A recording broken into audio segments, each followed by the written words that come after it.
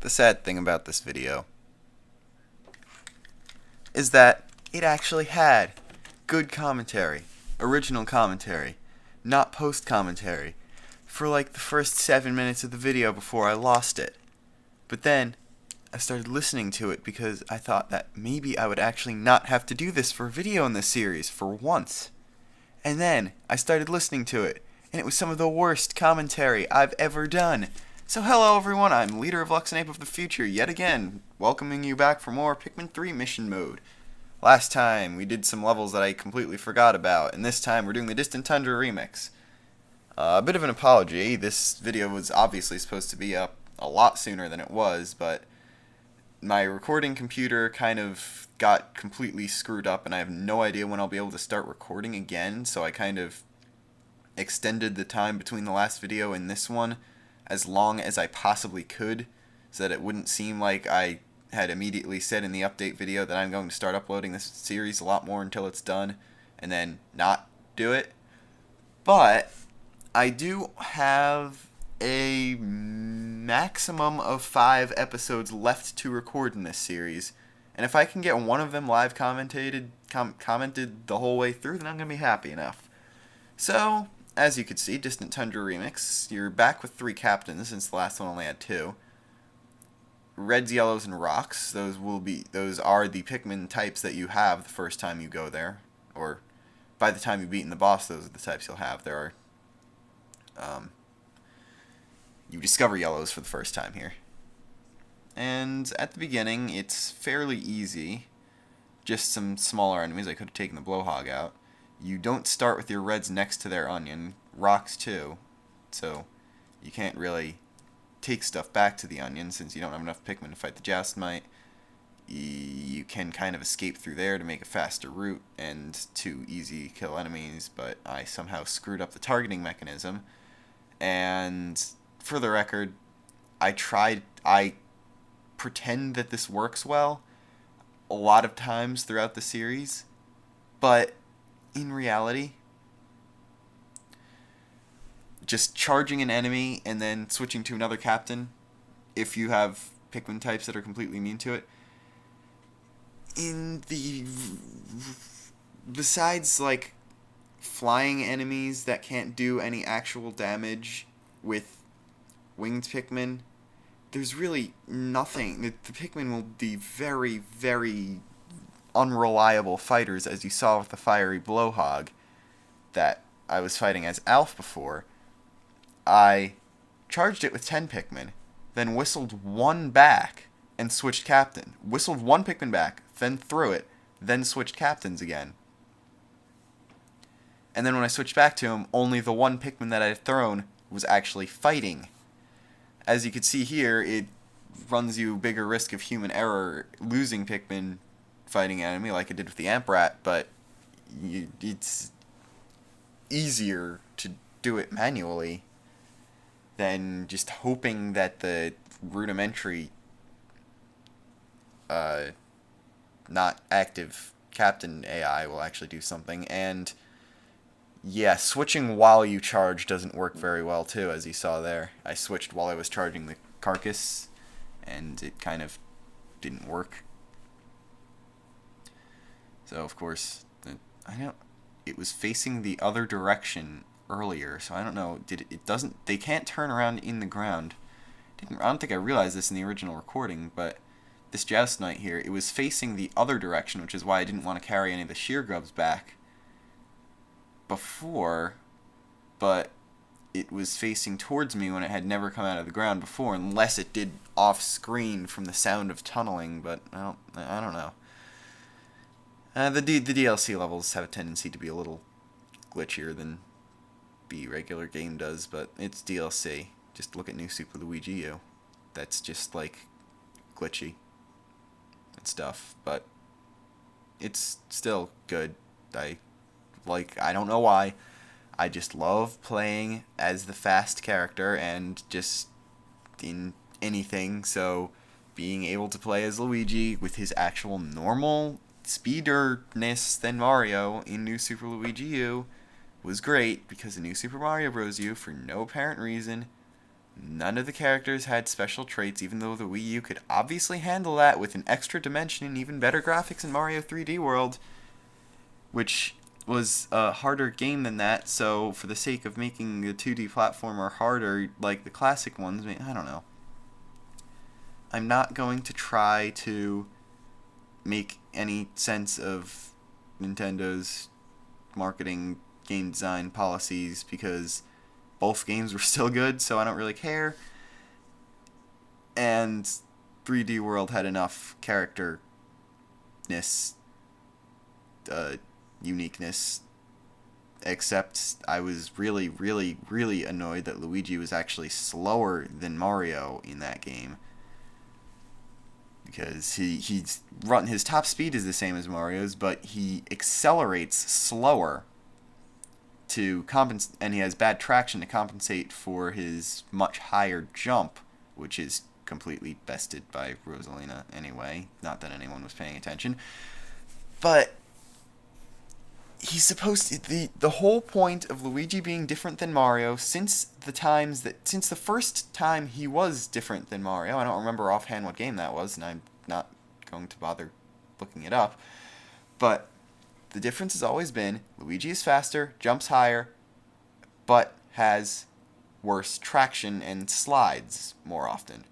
This worked ever since whatever that game was through other 2D platformers, besides the new Super Mario Bros. Series, where all the characters had to be the same to give each player the same playing experience.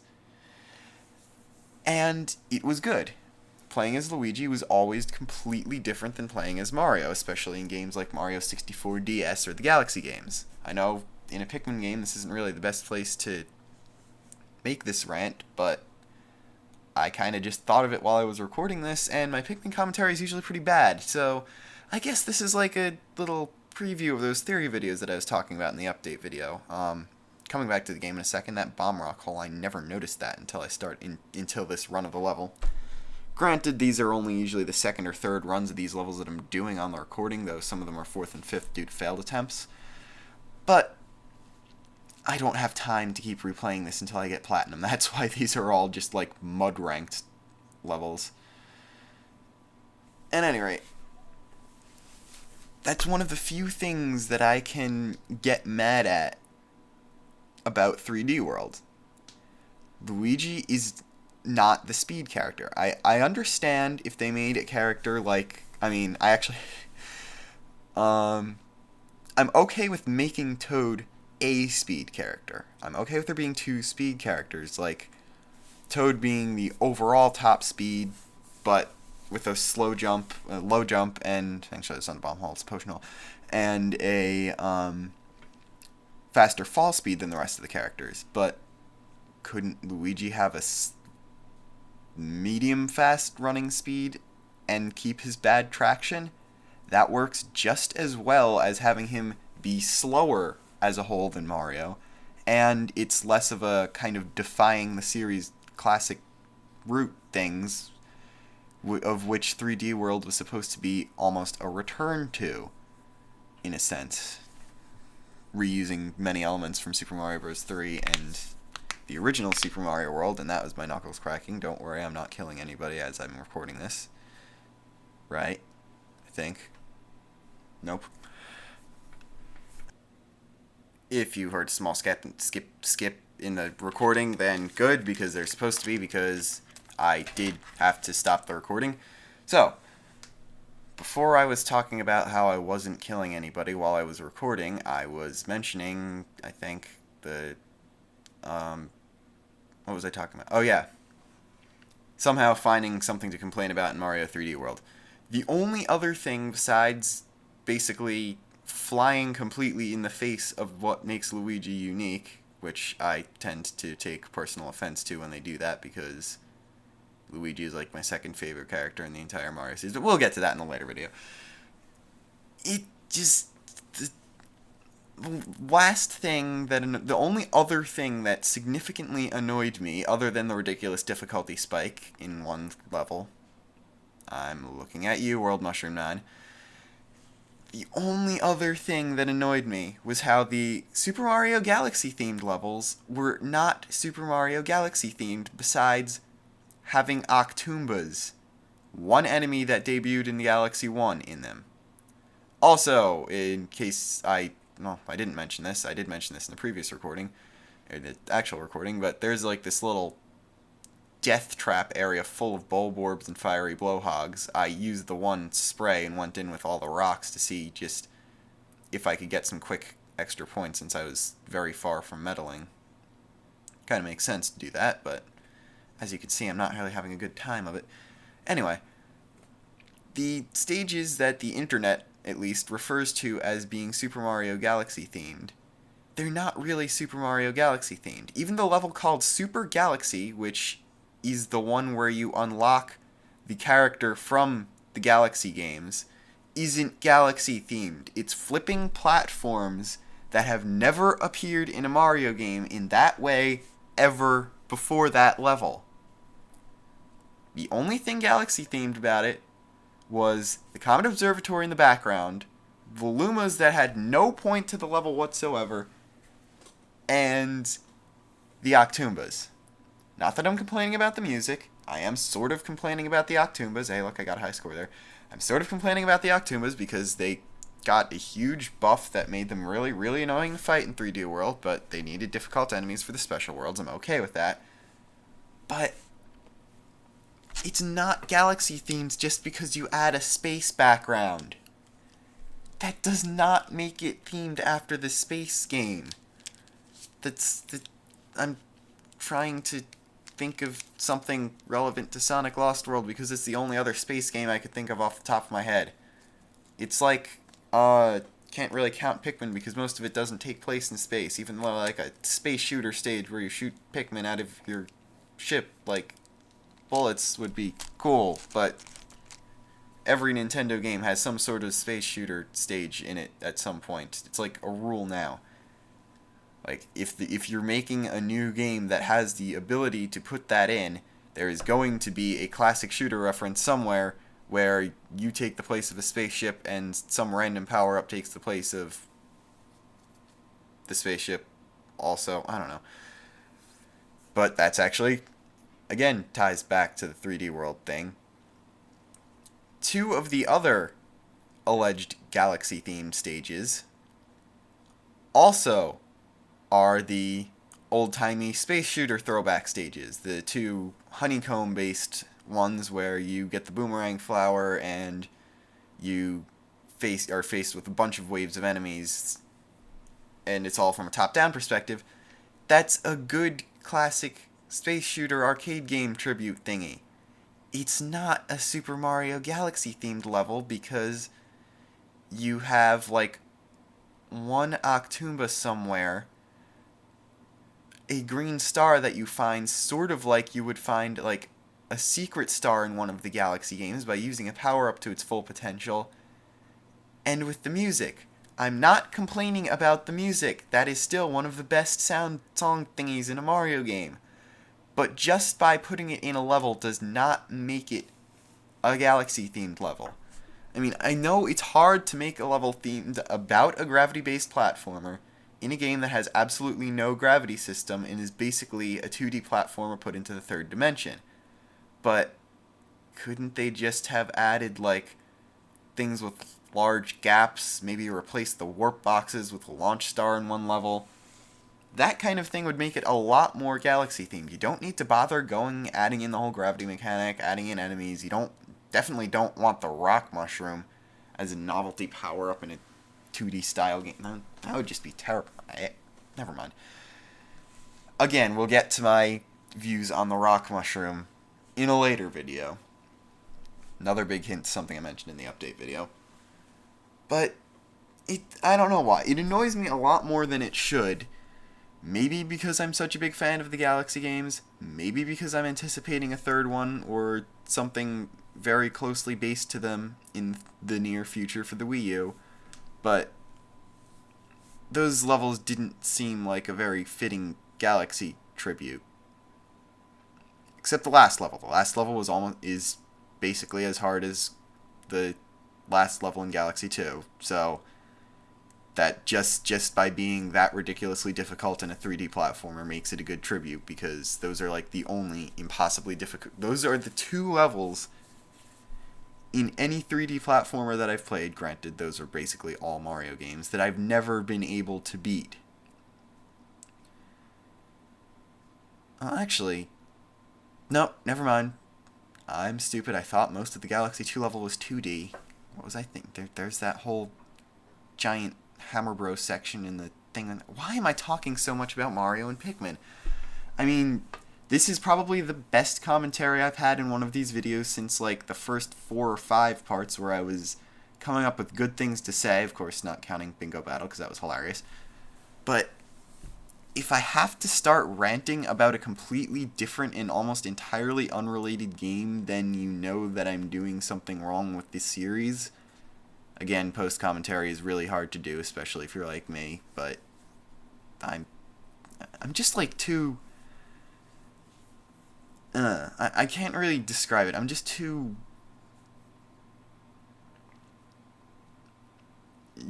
Well, usually when I'm playing a game, especially, like, I should practice games that I play more often as well, because as you can see, my initial commentary is usually pretty bad because I'm too caught up with experiencing the level for what's usually the 2nd to 4th time while I'm recording it. So I'm too caught up with the level, too caught up with the graphics, because the TV that I usually play on is not HD, and the TV that I record with is HD, so I can capture HD video.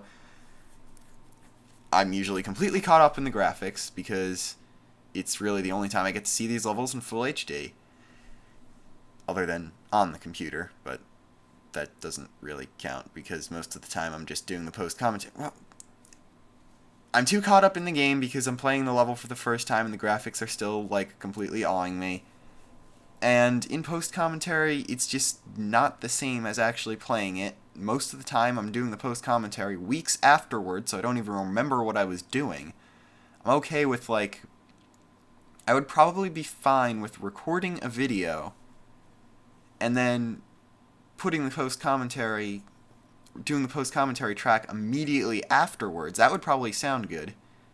But this just doesn't work out very well with my LPing style. Don't worry.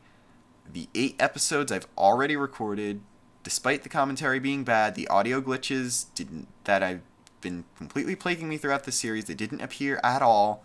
So once I start that, the audio will be fine. And for some reason, even in HD, the audio doesn't really screw up with the co-op whenever I do something with another person, so that'll be good. And the theory videos are just going to be recorded, the audio is going to be recorded the exact same way they are for the post-commentary in this video and with the new microphone, so I shouldn't have any problem with that. Basically, once I'm done with this series, my videos won't be bad anymore. I think that's what I've been trying to say for like the past 5 minutes. Again, like 5 videos left after this one. I'm looking forward to being able to end this series, but I'm too stupidly determined to finish it that I'm not going to just cancel it when I'm this far through, so I guess I'm going to have to tough it out as much. I mean, granted, people are still watching this no matter how bad it's going to get, so I can't really badmouth my own videos too much. It's kind of a bad trait of mine. I tend to not really insult myself, but just get annoyed at how bad of a job I'm doing at X previous video, or in this case, X current video. But it's going to not be as bad anymore. I'm going to stop doing that, and I'm also going to start making X future video actually something that I can't really insult myself on every 5 seconds, so I kind of run out of grounds to flame myself in the absence of people to do it for me. I don't even... Is that what I don't know. I think I'm just running out of ideas to talk about again, but that's another reason why I don't think that this mission mode lends itself well to commentary. So many of the levels are much, much longer than anybody would be able to come up with commentary for. And surprisingly, for a real-time strategy game, a lot of them are sort of slow-paced. Like, this is a very, very slow-paced fight, and this is a mini-boss in the story. The story is okay because most of the time you have different objectives throughout the day, and each one only takes 3 or 4 minutes, so that's fine. And at the end, you get the whole end-of-day cutscene that lets you kind of reflect on everything that happened. That's good. You could do 1 day per video, and it's fine. But with mission mode, I have just like these half-hour slogs of walking around trying to get something done for 13 minutes. I mean, these are the battle enemy stages. But these are also bigger battle enemy stages. These are the... This one isn't. This one might be. This one or the Distant Tundra, no, the Tropical Wilds is the biggest battle enemy stage in the game, and you almost get what would be an entire story mode day to do it, and everything's just so spread out, it's kind of pace-breaking. I mean, I like the DLC levels for the challenge they pose, but that one's kind of dumb in how monotonous they make it. I don't know. I've said it before. This is not going to be the last time I'm going to say it, because, again, those 5 videos are going to be live commentated, which is usually worse commentary than the one I'm doing now. So I'm going to be annoyed at how monotonous and how hard to commentate mission mode really is after you get out of the initial levels, but not that each DLC pack is not worth your $2 to $5. Each one can give you easily an hour of playtime, just by the maximum limits, and if you have the time to keep going back and trying to replay to improve your score, or like get somewhere out of the curve of mediocrity on the world leaderboard thingy, then yeah, you're going to probably get more playtime out of these mission mode levels than you did the story mode of the game, which really I'm probably only going to do 3 times throughout my life. Once, the time I've already done when I first got the game. Second time, as a practice file. The third time, as an LP in years to come. So, yeah, mission mode is... Bingo Battle is my favorite part. Mission mode co-op is a close second. DLC mission mode co-op, which I'm never going to really get to show, but I might do it in a future video as an add-on to the series. That's also usually pretty fun. Also, don't throw rock Pikmin willy-nilly. You will get them into water if they bounce off of anything that is not their targeted objective. That's also something I don't really like about mission mode. They tend to put so much importance on your rock Pikmin, which I like using in small numbers against small enemies, but otherwise, they're too awkward and clunky to use. And the controls, even the intended control method, which is the one I'm using with the Wii Remote and Motion Plus with the nunchuck, rock Pikmin tend to be the clunkiest. I like wing Pikmin the best because they're homing, and my newfound nerdiness over classic 3D Sonic games makes me very much love any attack that is also... I don't know. I'm just trying... Oh yeah, I forgot. That was the Captains Get Eaten thing that was in the last... what was it? Snagrit level. The one Battle Enemies level. I don't remember which one it was. It must have been Garden of Hope. That one was fun because it was a small Battle Enemies level. It was a fast Battle Enemies level. You only had... That one... That's the one I actually liked. That one was great to commentate, but that, of course, I had to lose the audio for the one that I really liked. But I did show, I think, one of my captains got swallowed at the end. That was the Twilight River, the one that I just played through, ended with whoever I was playing as gets swallowed. I don't remember. But more pressing matters, this is the Formidable Oak remix. I hate this level. This is that one cheap level filled with ridiculously powerful enemies that you can barely defeat when you're at full strength, and they put you at 30% of your maximum power. What I mean is, this is a level filled with orange bulb orbs when you're stuck with 30 Pikmin that start out as blues, even though you do get the gray and red candy pop buds. To make things even more fun, you don't get an onion in this, since, like in the Formidable Oak in the story, all of the enemies disappear and flash up into golden plasma when you defeat them. So you have a maximum of 30 Pikmin to beat a level filled with 40 enemies of various varieties of the bulb orb. And you only get like 9 bomb rocks. 3 of which inevitably are going to go towards the bulb bear that's somewhere in the stage that past me isn't going to bother paying attention to. Oh, and you can barely walk out of your starting positions without waking up orange bulb orbs. But you can actually escape them by doing that, which I found pretty funny. And this is the one time I've actually needed to use cover. For those of you who don't know, it's only mentioned in passing once throughout the story in a data file. You can like hide in clover patches and bulb orbs, at least bulb orbs. I don't know if other enemies won't, but enemies, some, at least bulb orbs, I know as a fact, won't notice you. I don't know if other enemies don't. And they'll just kind of go through, I guess, the fact that your captains are just so short they can't be seen over the grass, clover, whatever. I think it's also supposed to be funny 4-leaf clover joke. I think some of the clovers have 4 leaves, so it's like you're getting lucky and avoiding the enemies.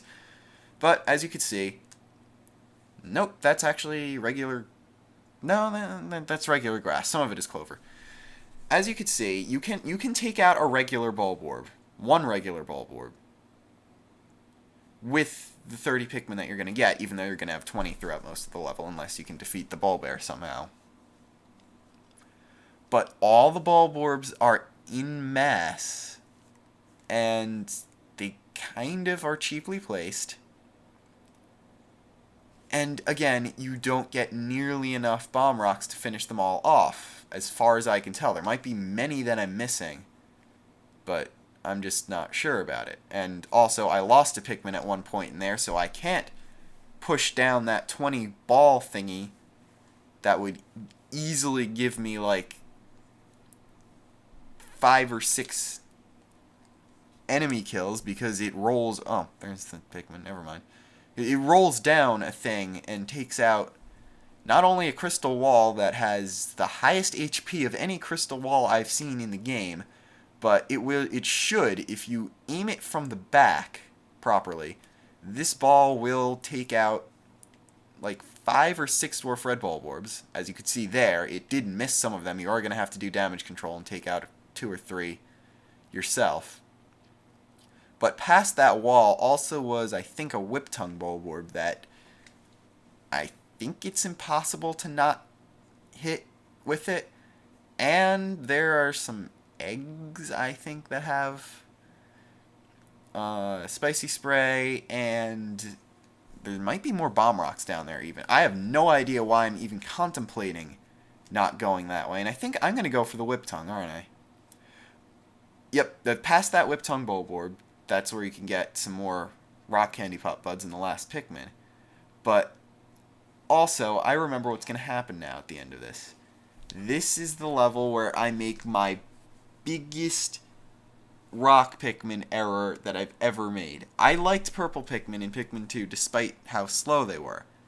But this just proves that I am not good at handling rock Pikmin effectively. First off, I'm giving them bomb rocks. Even is Alpha asleep underwater? Okay, actually, never mind. This made sense. This much made sense. Take the blue Pikmin that could go in the water. Take the one that has the bomb rock. Blow up the whip tongue bulb orb. But now, you have to convert them into rocks to get get the other 10 blues. So you're basically trading 10 blues for 10 rocks for 10 blues, but those 10 blues are different 10 blues than the 10 blues that became the 10 rocks, so you're still getting 10 Pikmin. So that much I admit was smart. But watch what I do with the 10 that are rocks when I start throwing them back. I remember what I did now. As you can see there, that's where you can get... I guess you could turn the blues that you don't turn into rocks into reds, so they could still have upgraded attack. There's no fire in this level, at least. And in there is either a spicy spray or more bomb rocks. Hopefully more bomb rocks. A spicy spray doesn't help you when you're just going to use bomb. Why do I need to over-explain everything? But instead of... well, actually it made sense. Again, charging is really bad off-screen. Okay, so... first off... I don't know why I'm auto-moving to there. There. That's what I did. I saved 2 of the 10 rock Pikmin.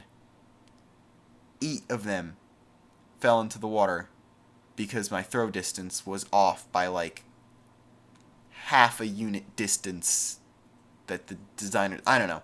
I'm pretty sure that the game designers used the way the engine for the Pikmin games works. It counts the characters as human size, even though the world is supposed to be tiny, but that I could have easily taken out a couple more Bulborbs with that. Had I had those 10 rock Pikmin, I could have fought one off ordinarily. But actually, I'm probably going to mention this in a future theory video involving storylines for games, but I love circular endings for some reason, if they're done right. And how fitting that I end a level that started with me fleeing in terror from an orange Bulborb in this very spot, to going back to this very spot, failing to kill an orange Bulborb even though I have the complete power to destroy it, and then running for my life again. So, that's why I really, really don't like that level. It's basically those there's always going to be a part in Pikmin 2 or 3 where you're running in terror from an orange Bulborb where you have like 30 Pikmin of species that aren't really well suited to fighting orange Bulborbs, and then you come back with a bomb and just say screw you and blow its face open. But that's that entire level, and they don't give you enough bombs to take out every Bulborb in the stage. You actually have to fight some of them legitimately, which you can't do with 30 Pikmin when they're almost always blues. And as you saw there very briefly, the world record was 3,050 points.